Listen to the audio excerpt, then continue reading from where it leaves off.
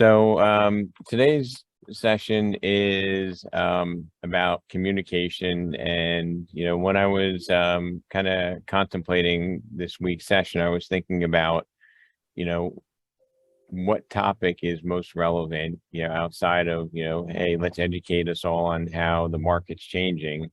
And I think, defining who we are in this market is probably something that needs to be revisited. I think that we are, we're all customer service providers. We're experts at what we do, but maybe what we do, we don't define ourselves as master communicators. And I go back to a quote from Chet Holmes, which is, if you are an expert in what you do, you have a moral obligation to share that with as many people as possible. Okay. It's not a financial incentive. You have an obligation because we've all, if there's anybody on this call, I'm going to ask this in the negative, is anybody on this call that's done more than 6 transactions and has not come across a less than competent realtor or an incompetent counterparty, let me know, because I think everybody that's done at least 6 transactions has probably had to deal with somebody who, let's face it, is ill-trained and does not have the right mindset or skill set to deliver on the business. And, if that is if we are, better than a large percentage of our community, and I'm not saying it in an arrogant way, but we've invested in learning, educating our clients, then we have an obligation to share with them what we can offer that's different from the rest of the community. Does that make sense? Mm-hmm. And in terms of doing that, it's not, the skills that make us great at real estate, being able to evaluate properties, price them correctly, help buyers negotiate, are very different skill sets than they are from picking up the phone and talking to a stranger about how we can help them.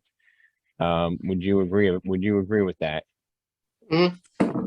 Right? I mean, when it's a referral of somebody that we know and they're asking us a question, even if it's a challenging question about real estate, I think we feel like we're at an 8 to a 10 on comfort level and skill set. If we were to ask everybody on this call to evaluate their comfort at calling absolute strangers and trying to share with them what we do, I think our comfort level would be lower.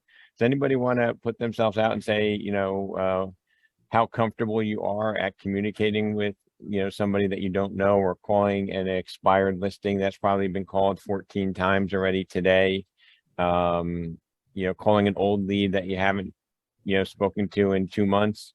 Anybody want to unmute themselves and share what your comfort level is on a scale of 1 to 10 in that situation? I'll go. It's Lisa. Okay, Lisa. So because the market's changed so much, it seems like the expireds are a lot harder to call. So the conversation seems that they dominate. And I don't know how to control the conversation. Because now I guess, these people are like, they seem like they know everything. And I find myself going, well, so. You got to know the objections, how to handle them. Yeah, I know. So that's what I teach my agents to do, just to study the scripts, internalize them, and then personalize them so that it rolls off your tongue naturally. So you know exactly what to expect. When Ryan, I'm sorry, go ahead. Go ahead, finish, Ron. I don't want to interrupt you. So you're gonna say Ryan?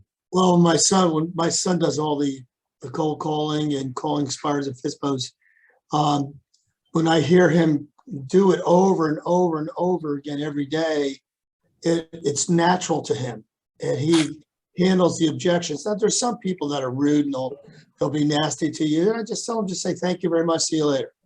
Okay, but there are people that will talk and have a conversation with. When I have my classes, on Thursdays, we do role playing, and I just show them to that they just have to know all the objections and study them, internalize them. So it becomes natural to them and practice it with their significant other or with me. That's why I set up the Thursday role plays. Hey, Rob, can I add something? Absolutely. Good morning, everybody. So just to piggyback off what Ron was saying, along with practicing objection handling, when I hear something new from somebody, because I do like cold calling, I'm at a different level of comfort now than when I first started. I write down different objections. That way I can go over them and learn how to respond to those. So anytime I get an objection, I write them down. Good idea. One of the other things I've been doing since I started cold calling a while back was I'd watch a bunch of different videos. There's so many different strategies and try to pick what's going to best fit for your personality. And being how we try to help people more so than just get the money like a lot of these other agents are getting.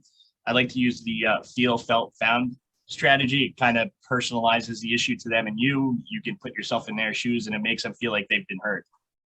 So, TJ, I'm gonna see if I'm on target with this, but the feel, felt, found is, when I used to get calls like this, I used to feel like I was just, being sold or you're just trying to make a commission. What I found was if somebody really cared and educated me on how to price my house correctly, then I could find a way to, get my house sold without stress and not leave any money on the table. Yeah. That way you're personalizing the issues that they're having to yourself and letting them know they're being heard. And at the same time, giving them a solution that's going to come off more so as a helpful way to get the job done rather than let's just do it at this price. We can market it this way like everybody else is. So I'm going to reveal something that I think is a game changer for me, which was, I personally don't like to get unsolicited calls, especially ones that have no value. I had a mindset of if somebody knocked on my door, I'd be annoyed and probably slam the door in their face. And when you get outside of your own perspective and you figure out how you can help people, it completely changes the game. And the biggest challenge initially is to overcome our own preconceived expectations of what's going to happen, right? If you're making calls and you're expecting to have somebody be upset and hang up on you, what do you think is going to happen? Self-fulfilling prophecy. It's going to happen. Right. They're going to get upset. They're going to hang up the phone. If you have a mindset of, who could be angry at me? TJ, I'm just trying to find a way if I can help somebody. And if I can't help you, is there anyone that that I can help? Right. That's you're providing a value. And, why would somebody be angry when you try to help? It just doesn't make any sense. So the first hurdle is overcoming our own, our own mindset about what we think is going to happen, because that has a lot to do with what the actual outcome is. And when we talk about some of the finer points of communication, it's, I think Shantae said she memorizes a lot of the objection handling skills, but memorizing them and also delivering them are, the delivery is probably more critical than the memorization of what to say. And I would bet on somebody who has good delivery skills and is off a little bit on the message, and somebody who has the message nailed but is awkward in the delivery. Okay. And I was just thinking about this right now, but if you think about like a comedian, like you could say the exact same thing a comedian says and you won't be making tens of millions of dollars. Would we all agree with that? It has a lot to do with the delivery, and you can memorize them. You can say it exactly the way they do, but I hate to say it, but people probably aren't going to laugh when you say it. And we need to have the delivery and the confidence of putting the whole package together. And the whole package together is, we know our art, like we know our craft. We are qualified at servicing people that we're contacting. And if we know our art, we're skillful at it, and we have the people to contact, the only thing that's stopping us from being, that 2, 3, 4x of what business we're doing now is our rapport building and communication skills.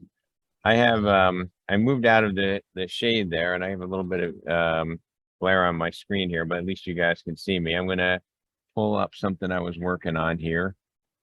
Rob, one of the things I wanted to add to what you're saying is also our ability to modulate a conversation with an agitated caller, to calm them down and kind of reassure them that, look, okay, I understand what you're going through, but I'm here to help you.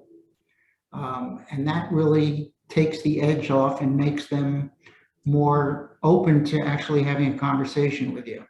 And I'll tell you my own experience now too is when I get these calls that we all get and we don't want to pay any attention to, I always give them, like 15, 30 seconds to talk. And then I say, you know what, thanks very much for the call, but it's just not something that I'm interested in. And I end it that way. Yeah, you change it up because you've been doing it so long and you don't want to hurt the other person's feelings. Because I get those solicitations from a lot of these different lead companies and emails and websites and all that stuff. So I listen to what they say and I say, I'm not really interested, but thank you anyway. And just to make them feel comfortable because that's their job. It's just like our job. Well, my question is, do you guys see that, I guess, the conversation goes different because of the shift in the market? I don't think so. No? I mean, I think the market conditions and the specific discussions about the market is different.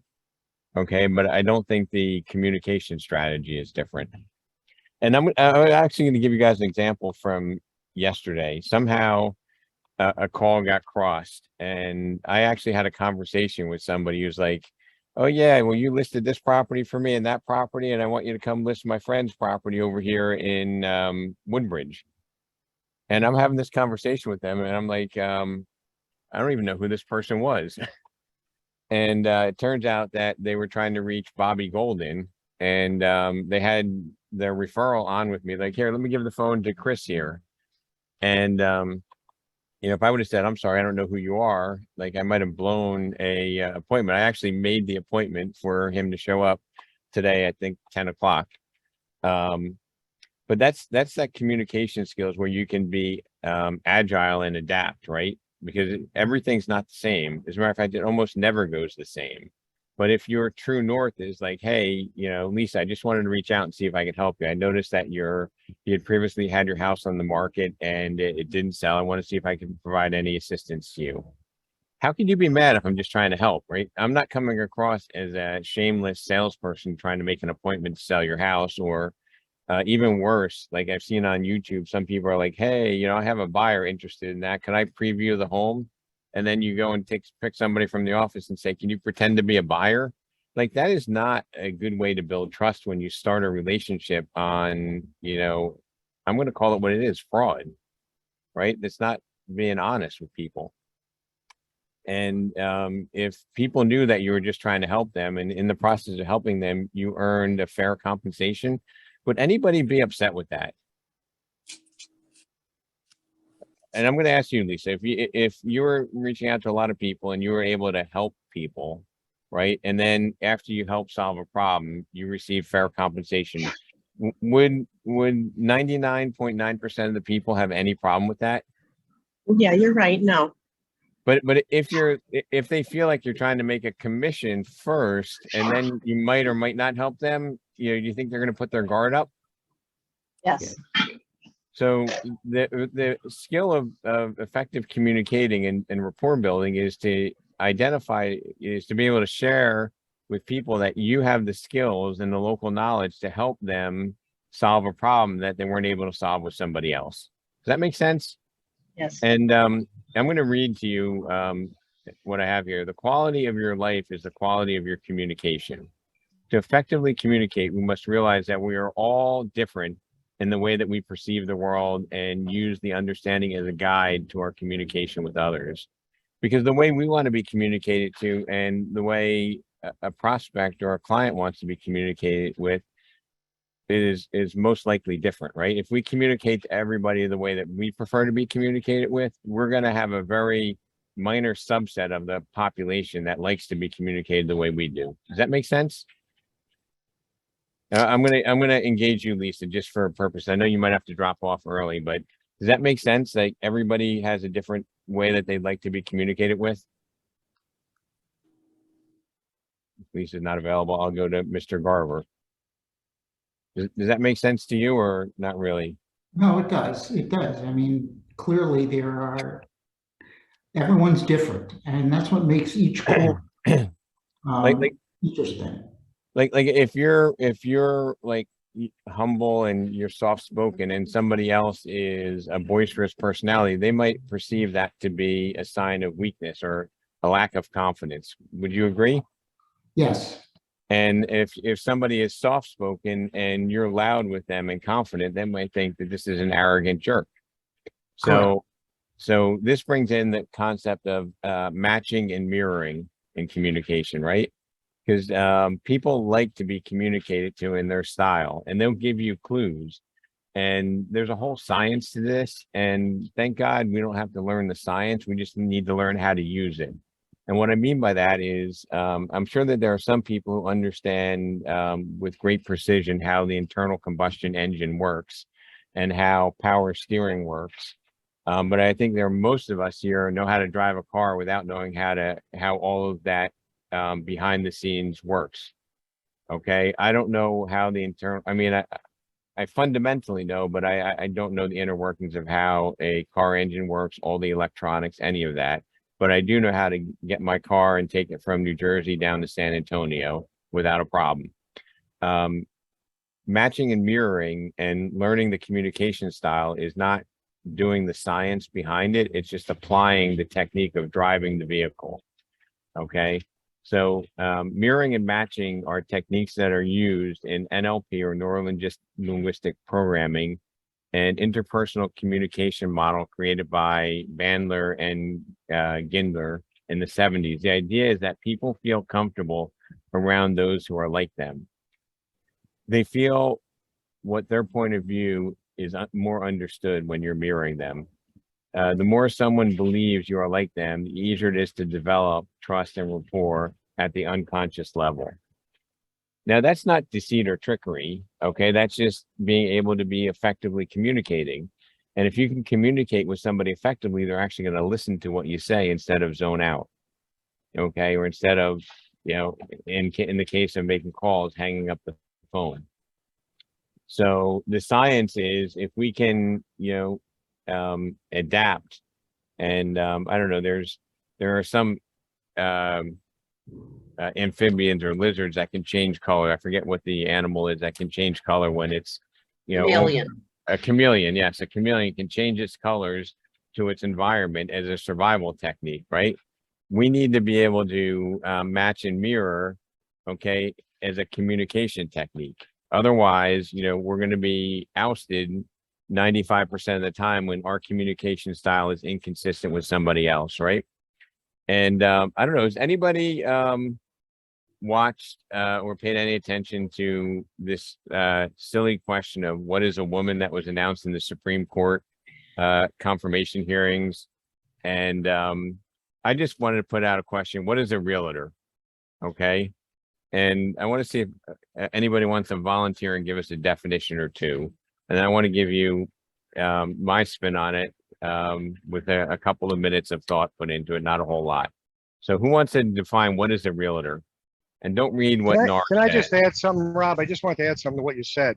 I think just for the agents, something to keep in mind is that, knowing the different personality styles and knowing how to communicate with them doesn't mean you need to be their personality. It just means you have to understand how they receive stuff and learn how to communicate with them in their own way. It's not that you only communicate with people you're the same as, it's understanding how to communicate the way they receive the info, their style, their personality. And that's an excellent point. It's okay to be individual and not to be them. But in order to be able to identify and have a meaningful conversation, we need to be in rapport, which is in a communication style where they're open to processing the information.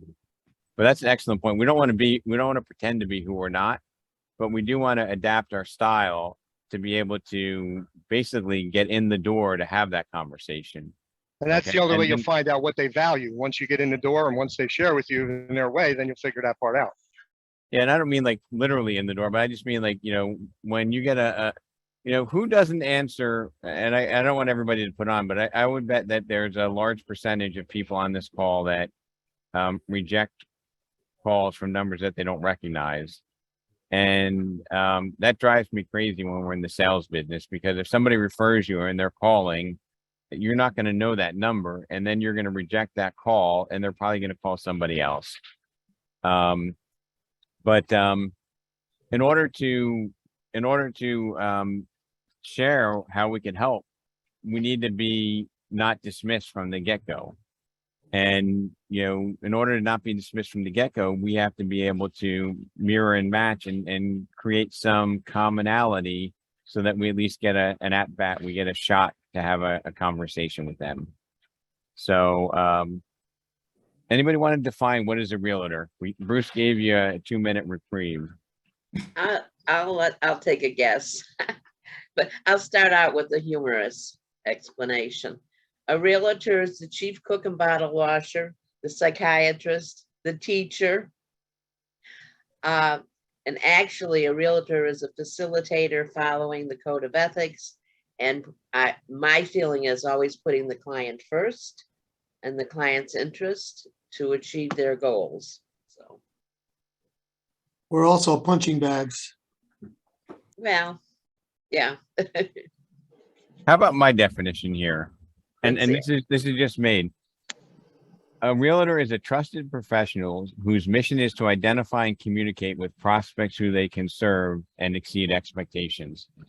Perfect. What do you think about that? That's I it. like it. So a realtor is a trusted professional whose mission is to identify and effectively communicate with prospects who they can serve and then exceed their expectations. Great. You like that? Good definition.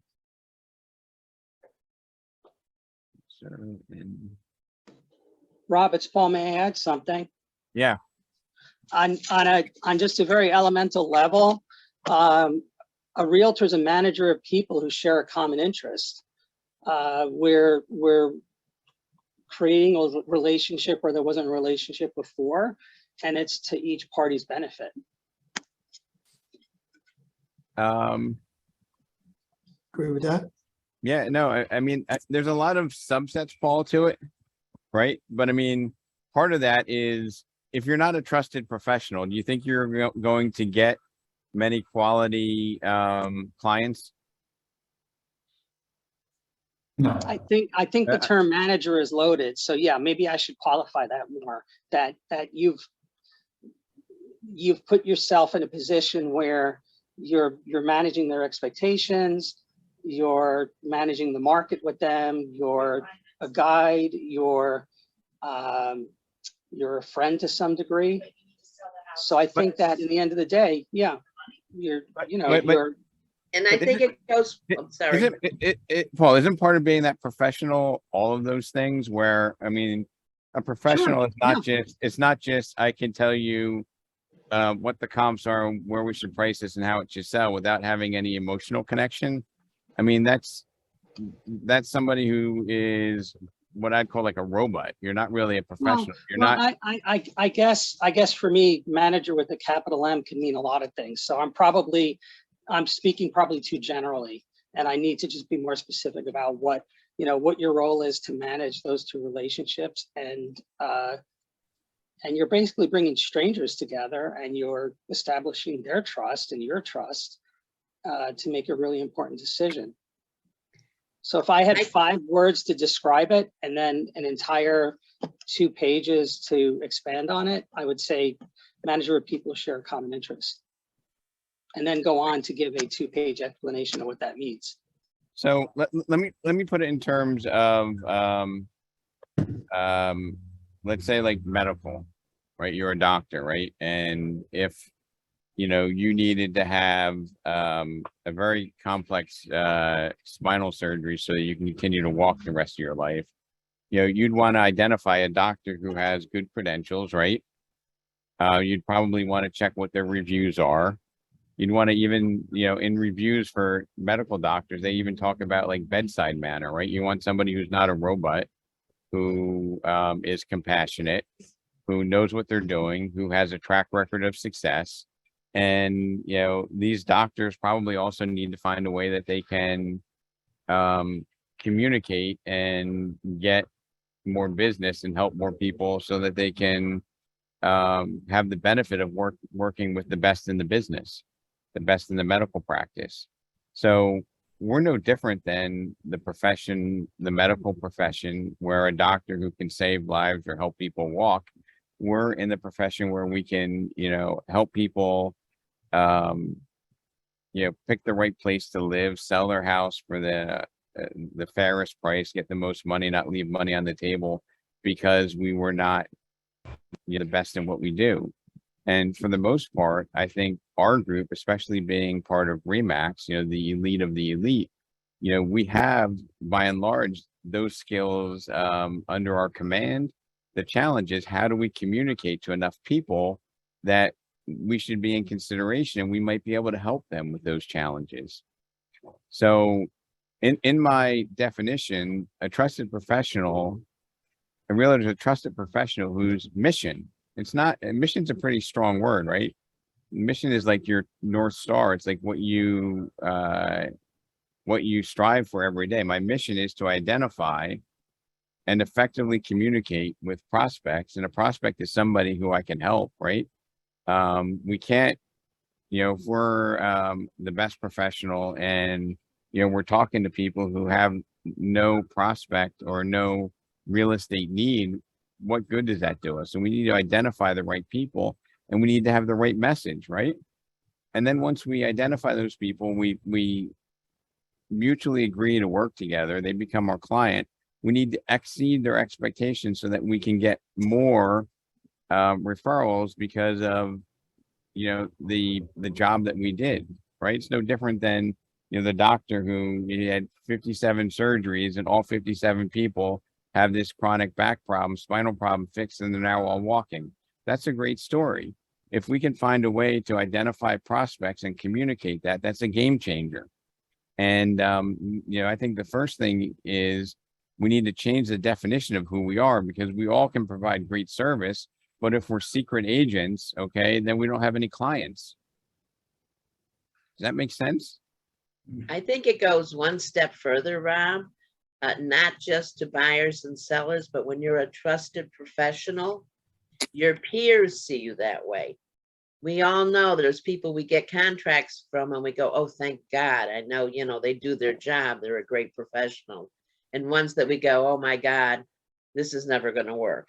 So I think the statement stands for more than just buyers and sellers. We want to accomplish, and our mission is to get all the parts to work together. So yeah, I like it. So some of us are programmed to be competitive. Some of us are programmed to, you know, bring in more dollars. Some of us are programmed to be top 3 in our office, top 10 in Remax for New Jersey, whatever it is. Some of us want to be in New Jersey. They want to make Circle of Excellence, gold, silver, platinum. We all have our different reasons for what drives us. But I think our mission is, you know, trust is, you know, if you're a trusted professional, you'll act and behave differently, right? You won't do things that aren't consistent with somebody who's to be trusted, right? And if we identify who we are as, we have our identity is, we have a mission to identify and communicate with prospects, which are people who we can help serve and then exceed their expectations, make our industry look better and grow our business in the process. I don't know. I kind of think it was an easy it just flowed right out when I thought about what is a realtor. And I think the part that many of us miss is, we don't get up with the mission of communicating with enough people to find out who we can serve, and then exceed the expectations, which we generally do very well, and then repeat the process. So that part of identifying and effectively communicating with prospects is the part where I think a lot of us feel less confident than we do with staging a house, figuring out how do we market it, negotiating an offer. I think by and large, the group on this call do an excellent job at those things.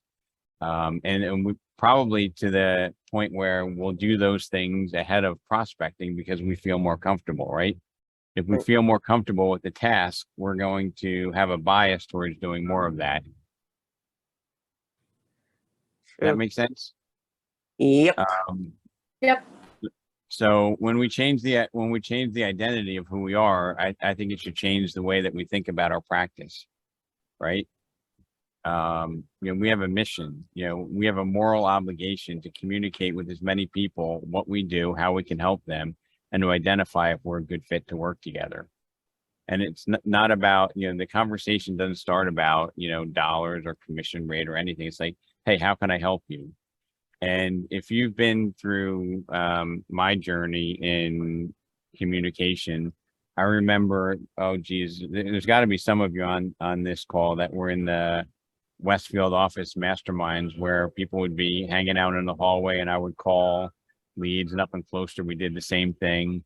And there would be a note in Zillow or at that time it was called Conversion saying, call this person, they hung up and said, don't ever blank and call me again, right? And yet I go on the platform and I see that they're looking at homes again on our system. So I pick up the phone, I call them, and you can hear the aggressiveness in their voice when they answer the phone, like, why are you calling me? Who are you? This is not what they're saying, but you could feel that tension when they answer the phone. And if you've been on some of those calls with me, I'd be like, Bottom also. Not pretty? all right, Fred, can you, oh, I gotta mute everybody here, hang on.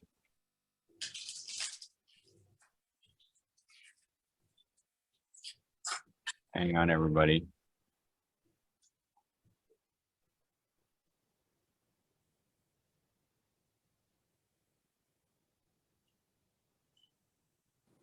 So unmute yourself when you want to talk. So when you get that ornery person on the phone who, you're probably catching them at an inconvenient time, right? And you're like, hey, I see you're looking for homes in Cranford. How can I help you? Stop calling me. Don't ever call me again. Lose my number. You feel that rage that they have, right? But if you were able to effectively communicate and say, hey, Shantae, my name is Rob. I just wanted to reach out and see if there's any way I can help you. And you have that tonality, you'll see people that have hung up. And there was a time I had a lot of people doing their calls on an app where they would record the conversation. And then they would come into the mastermind saying, here, Rob, listen, I called her up and said, how can I help you? And they said, don't ever call me again. Remove me from your list, and hung up the phone. And then I called them 2 days later and they gave me very personal details about what their mission in life was. And this one that I'm talking about, if you were in Westfield when it happened, the agent brought the call in, I listened to it, and they used an expletive. They said, don't ever blank and call me again. And it was 2 days later, I called up, and the woman was obviously agitated a little bit when I called her because she was a school teacher. She was actually in class. Hey, I can't talk right now. Thanks for the call. Right. I'm like, oh, my name's Robbins. Let me see if I can help you. She started to whisper and told me about like her housing needs in a level of detail that even I was surprised. She's like, Rob, in my class right now, I can't really talk right now, but I'd be a first-time home buyer. I'm looking to buy in Cranford. I'm pre-approved for $550. I'm a single mom, and I just want to make sure I get a house in this school district for my daughter. I'm like, and that's the same person that said, don't ever blank and call me again. And it wasn't because the agent that called her was not competent. I mean, the agent that called her knew a lot more about Cranford than I did. but they knew a little less about, how to match and mirror and how to communicate with somebody. And that actually was a lead that was transferred to a different agent and converted. Now, we put our defenses up when we get calls from people that we don't know, and matching and mirroring is a way to bring down that defense, right? And for me, one of the things that I think is a gift for me is if I'm helping you in prospecting, I may be helping you, once, twice, 10 times, like not as much as I would love to, because there's just a lot of people out. I don't want to disappoint you. So I don't want to ever have a bad day when I'm sitting there with Anthony Lambiasi, if I'm helping you coach, or if I'm with Kleber, I don't want to have a bad day when we're doing a call session. So I want to make sure I bring my A game all the time, and I have the best possible communication skills. And I'm looking out of the corner of my eye, and I think, Paul, when we did the that one session in Montclair, I think there was a contact we made that actually became a sale. Do you recall? It wasn't yours. It was somebody else in the office. Yeah, it Were you was there, somebody Paul? else. But I believe that transaction actually converted and closed just from basically a training. And that's what it's all about. Is like, if you always put your A game out there and your mission is, hey, I just want to see if I can help you. If I can't help you, is there anyone that that I can help? It makes the call that much easier, because you're not soliciting, you're not selling. Okay. And we're passionate about getting that message out. I'm going to take a minute, and Maria, are you on? I can't see my screen that well with the sun glare. Yes, she Maria is. O'Hara. So Maria's going to announce that we're going to be doing some prospecting sessions. We're going to rotate them around, and you want to take a minute and introduce that, Maria? And Maria is our regional manager and director of training. She's working with Carly Smart, and we're going to be doing a lot of great stuff about KV Core, and trying to be of service and value to every one of you who's our valued client. So, Maria. Thank you. Carly, I know that she was on. I don't know if she can participate. I'm here. Oh, hey, Carly.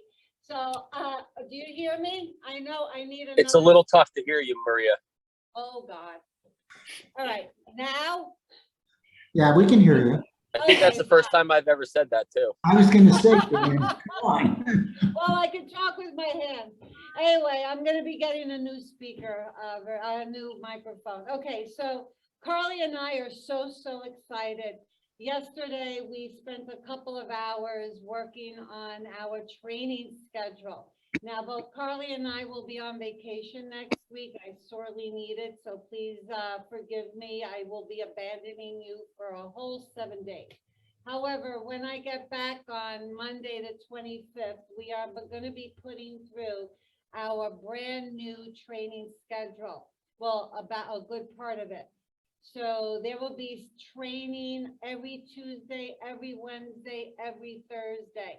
We will have an abundance of training on technology and agent development. So to kick off what we were talking about today, and thank you, Rob, because this is so important for agents to get the confidence to work with buyers and sellers, is that on Wednesdays, every Wednesday, we are going to have from 5 p.m. to 8 p.m., well, from 5 to 6 role playing, and from 6 to 8 call sessions. And for every appointment you make, I'm going to have a prize. But what is the whole intent of this? I want everyone to become comfortable with talking and discussing and calling. So it comes like what Rob said, it's a conversation and not a script. And one more thing, you're going to be looking out for emails, please. Fred is going to be bombarding you guys with all kinds of, there's going to be KV Core training coming up. I mean, intense training. But with this role playing, there's one thing maybe you should do in the meantime before we meet. And here's what, and Ron, I'm going to pull off what you were talking about, and I would love your input on this too. This is what I would teach, is that I tell agents to get, you know, those big jumbo index cards, and a magic marker on each index card, write down the objection, whatever it is. And then in pencil, work with other agents or yourself and write down words or little phrases that will handle that objection. Trust me on this. You will develop your own script. I hate the word script, but if Ron was talking to me, if I was calling Ron and he had an objection, I would know right away, like Rob said, memorize, remember how to handle them. It becomes a discussion. Doesn't that make sense? Yeah? So here's what we're gonna do. Next week, Fred is going to be sending out emails with the training coming up for KV Core, okay? There's going to be intense training on Tuesdays, Wednesday, and Thursdays for, I think Tuesday or Thursday, I don't remember, Carly. So Tuesday, the 26th, we're going to do KV Core basics. So if you happen to join the KV Core session on Wednesday, it's going to be very similar to that. So we're going to do a 10 a.m. session, and then I believe we said a 2 p.m. session. So just stay tuned for that email from Fred. There's going to be a Zoom link for that as well. Wednesday, the 27th, we're trekking up to Westfield for a boot camp. This one's going to be much more intense. There will be no Zoom. This must be done in person, the boot camp. It's the way I teach and the way I feel is best to learn is when you actually do something. So we're going to be doing much, much more hands-on training for our boot camp. So our first rollout of that will be in Westfield. And then on Thursday, we're doing Core Present. So that'll be the same kind of model we're doing on Tuesday. We'll have the 10 a.m. session on Zoom and then 2 p.m. session on Zoom. So when Fred sends those emails, don't ignore them. Please save them. It's really vital for you, especially when we're pushing these programs with KV Core and we're rolling that out, not only to use Core Present with Select, but with Remax as a company altogether using KV Core. We really want to be ahead of the game and ahead of the curve. So we'll be kicking that off in 2 weeks. Excuse me, what time Hello, was the Carly. boot What camp time is on Wednesday? Hold on, guys, hold on. KV, When- Core Present will be the new buyer and listing presentation platform. So it's awesome. It's unbelievable. It's easy. And that's what you're going to be trained on on that Thursday. Go ahead. So What time is the boot camp on Wednesday? Sure. It will be in Westfield, and there's going to be an RSVP that's going out from Fred. Please RSVP so we know how many agents will be there. It'll start at 10 and we'll go from 10 to 1. Build in a little bit of time in case we go over. But boot camp Westfield, Wednesday, the 27th from 10 to 1. And then Bring your laptop. Yes, you need to bring your stuff. You'll be able to build everything with me as we do it. So I'll repeat the times and the dates one more time. So on Tuesday, the 26th at 10 a.m. and repeating again at 2 p.m. will be KV Core Basics. Wednesday, the 27th, in-person boot camp, Westfield from 10 to 1. And on Thursday is Core Present, which is our new platform for presentations. That'll be via Zoom at 10 a.m. and at 2 p.m. So you have, if you can't make one, hop on the other. So we're going to kind of push more KV Core right in the beginning, and then we'll start going back to some of the great things that we have in Mac Center as well. Is that going to be virtual or is that going to be in person? So the only in-person right now will be Wednesday in Westfield. Tuesday and Thursday will be virtual. You do not need to come into the office for that. Is that going to be weekly or just that week? Just this week for now. And then we're rolling out a new schedule for training. So Tuesdays in August will be technology. Wednesdays will be workshops. Thursdays will be our professional development run by our managers. So Carly, why don't we'll get a complete like schedule for the next 5 weeks out, like to take us through Labor Day. Take us through Labor Day.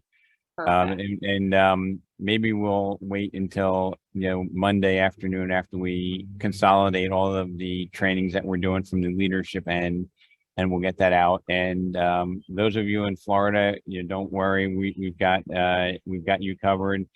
Colleen, myself, and Julio and Ron will put together any in-person sessions that Carly will be doing. She's been trying to get the Florida trip, but I haven't given it to her yet. Hopefully soon. She needs to go to Florida, Rob, come on. Anyway, we're looking forward to this. Great things. It might be slow in the beginning, but wow, this is going to be an intense, wonderful training platform for all of you. There'll be something for everybody. There was a question for me, I think, in the select group chat, not chat, someone from that office with the name select group. So, Robert, are there any questions that you can read? Because I have a horrible glare on my screen. So, I mean, somebody wanted to know if Ron's role-playing calls are open via Zoom on Thursdays. The role plays are on Thursday from 1 to 2 o'clock. And I use Ring Central. So I send all our agents, like Plantation and all the local South Florida agents here that want to attend, I send them all the links. So if they want to attend, they attend. They usually have about 12 people, 12, 13 people. Can you invite us? Ron? So Ron, can you put that on the schedule? Can you send that to Fred? No, send that to Maria and Fred so that we can incorporate that. And I don't want to pollute everybody's inbox with this, that, and the other thing unless you're interested. And I know Ron's always been a big inclusion person and he just wants to share his message with everybody. So thank you for that, Ron. There are questions about recordings. So not only am I going to try to get them recorded, Zoom will save them to the cloud, which is great. So yes, the answer is yes. But I'm also working on trying to find the best platform to create my own recordings and my own demonstrations. So I'm kind of searching for a great platform to do that, to videotape some sessions that you can watch on your own time. And all those recordings will be on the new hub, which will be rolled out as well. So front and center will be training calendar and all recordings of any trainings that we do. All right. So as you can see, there's a lot of opportunities for us to up our game in this space and provide more value to our clients. And in order to provide more value to our clients, we need to be able to attract clients through communicating. Rob, if I could just add something right in this section, because next week, when Maria and Carly are away, there is a great webinar coming up that is an interview with the agent that you and I have spoken about on many occasions, Q. Yes. So he's going to be there. Remax LLC is going to be interviewing him for an hour on the 21st at 12 noon our time. And he's going to talk about how he did 500 transactions in his first 4 years.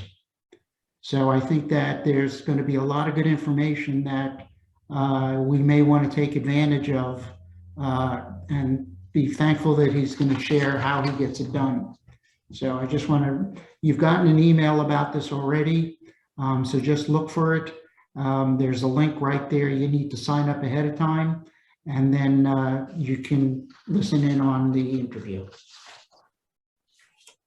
Rob, I just wanted to add something to any of the managers, any of the people. I have, Mike Ferry's real short 2-sheet piece of paper that has the 4 different personality styles to maybe, if anybody wants that, ask your Finance of America rep or go to brucehalver.com, get my contact info, and we could shoot it over to you just to give you a little backdrop on how to identify some different things if you want to start to get a little clearer on how to see how people communicate. It doesn't cover everything, but it's a pretty good helpful read, real simple.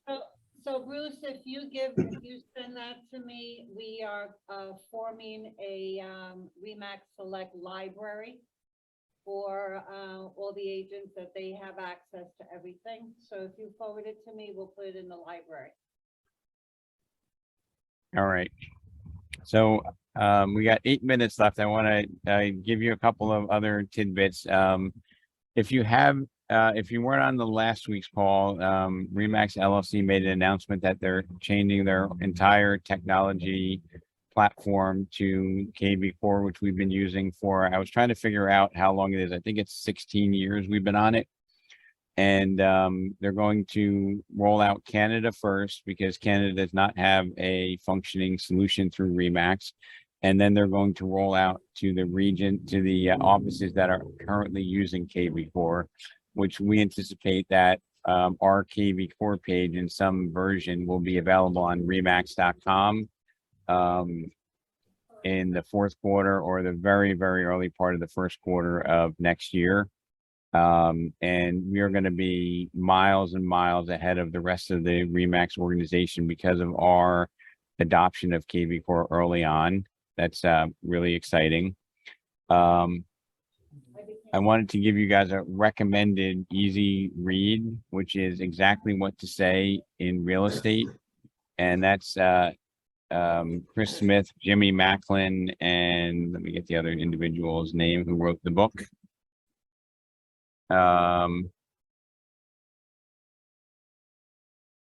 Jones, Smith, and Macklin, M-A-C-K-I-N,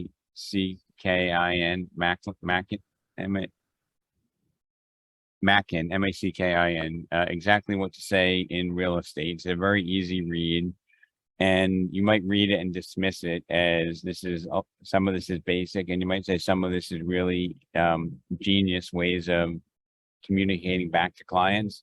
But what I've found is that it becomes second nature once you do a couple of reads of that. It just gives you a higher confidence level, a better skill set at overcoming challenges. And I want to say that the mindset of what we do when we're prospecting is so critical. And if we're going on the phone looking for the low-hanging fruit, we're in the wrong game. Like, we have to look at a good session, A, as being one that we actually do, right? If we commit to doing prospecting, you know, we need to commit, not just say, hey, you know, it'd be nice if I did an hour of prospecting a day. A commitment is something that you do regardless of how you feel, or if you're busy and you're tired. You know, when you're committed, you do it anyway. Okay, that's the difference. And part of having the ability to continue on and do it is knowing that there's going to be challenges, and the best days are the ones where you can overcome those challenges and feel good about it, instead of waiting for yourself to get lucky, right? Because I think to use a quote from the old Glenn Ross line, you know, people don't walk on the lot unless they're looking to buy a car, right? And if people are online searching or making inquiries on Zillow, Redfin, KV Core, whatever platforms we have, they're probably looking to transact. I don't think there are a lot of people that are just looking to play games and, you know, daydream. And then the challenge becomes, how do we become the obvious choice for somebody that we don't know, right? I mean, part of that is, you know, we probably want to make sure that our online profile is supporting what our true skill set is, what our service levels are. But then beyond that, we have to have the confidence to overcome objections when they come up. And my true north is always like, you know, if somebody's, you know, a little bit agitated, or you can sense that you caught somebody at a bad time, you know, you just said, hey, I just wanted to reach out and see if I can be of any help, if I can help you in any way, right? And that would be the mission. And if somebody is going to be nasty to somebody who wants to help them, they're probably not somebody we want to work with anyway. But you'll be shocked at how few people are really nasty when they truly believe that you just want to help them, right? And, imagine yourself inside a large ballroom, or if you're a team inside a stadium, and all the people in the ballroom or the stadium are people that you've helped, families that you helped move to different areas to be able to get better employment, to be near their family, to have better school district, to have a better home to live in. Think about what impact you can have on, hundreds or thousands of people over your career. And if you think differently, you will communicate differently. You will do things that others are not willing to do because you are truly committed to helping people. And, that's really my advice to you is learn how to communicate. Don't take that for granted, but then have that servant's heart, have that conversation about, hey, I just want to see if I can help you, Colleen. Is there anything we can do to help you? If not, do you know anyone else that we might be able to help? Oh, your daughter's looking to move. Oh, your next door neighbor needs help. Like, if you connect with people and you're in rapport, I'm sure you've all had cases where people tell you that they need help, and then that they refer two people to you from one conversation because you connected, right? And if you haven't had that feeling, you will have that. And if you do it on purpose, you'll have that a lot more often, where, people will connect with you. They will trust you. You will not betray the trust. You'll exceed their expectations, and you'll repeat that process. And that's good for everybody, maybe except for our competition. But I think it's good for the industry if we do a great job. It's good for our clients. It's good for you.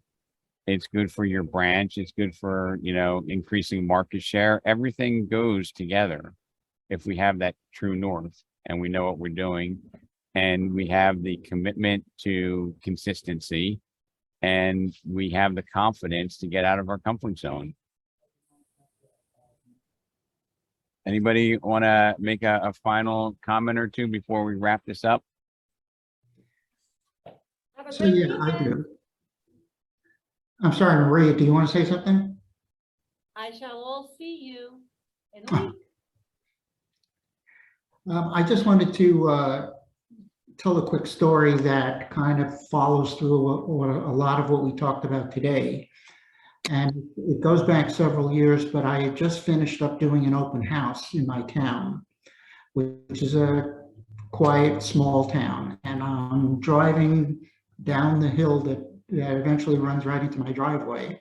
And this Porsche comes speeding up behind me, and the guy's honking his horn like crazy and everything. And I just decided, well, I'm just going to go right into my driveway, which I did. And the guy pulled in right behind me. So I got out of my car, and I was obviously agitated, but I just kind of stood there and said, "Can I help you?" And he said, "Are you Robert Garver?" And I said, "Yes." And he said, "Well, I want to talk to you about listing my house." And I was like, "Okay, let's do this." And right there in my driveway, we had the conversation, and I listed his house for $1.4 million. And, I was very agitated when the conversation was starting, but I really tried, and I could tell he was, then I really worked on modulating, that conversation so that we could get to a point where we could do something constructive, and it worked out. So you never know, right? Never know. And if you got out cursing, you probably would have lost the listing. Exactly. What the hell are you doing? You were tailgating me. What? So I think that sums it up. And I as you can probably see, I'm not in New Jersey. I'm at a Starbucks, my mobile office here on vacation. But this is important to me. I in my travels went to the Kennedy Space Center, and one of the famous quotes is, "We choose to go to the moon not because it's easy, but because it's hard." And we choose to help people not because it's easy, but because it's hard, but it's worth it. Okay. And, I have a tremendous amount of respect for everybody on this call. I mean, you're spending an hour on a Friday when you could be doing other things in the summer. I want to drive value to you. I hope you not only, listen to this, but you take some action. You do a little change in what you're doing. Maybe, order that book. Maybe your office has a copy you can borrow. improve your skill set, communicate with more people. You all have a moral obligation to yourself, to your families, to your clients that you haven't even met yet, and to the industry that we're in, to communicate with people on how you might be able to help them and to not violate their trust. So have a fantastic week. I'll see everybody again next week. One last thing, Rob. I Yep. just want to say, if I can, go get a cup of coffee in a half hour using the same link. I'm going to be doing a presentation for the New Jersey agents regarding the new lead paint regulations. And that's it. Unfortunately, that's something that's not super exciting, but it's absolutely critical that that we understand what's going on. And that is just for the rental side, right, Robert? Yes, it pertains only to rental properties. So, you know, in keeping in line with being that trusted professional, like if you say, I don't do rentals, if you have a client that decides they want to rent out their house or buy an investment property, are you going to say, I'm not going to help you with that? And if you're not going to be the person that says, I'm not going to help you, you need to understand the regulations. So Robert, thank you for that tip. Have a great week, everybody. I'm so thrilled to see so many people on a call on a Friday morning in the middle of the summer. Thanks, everybody.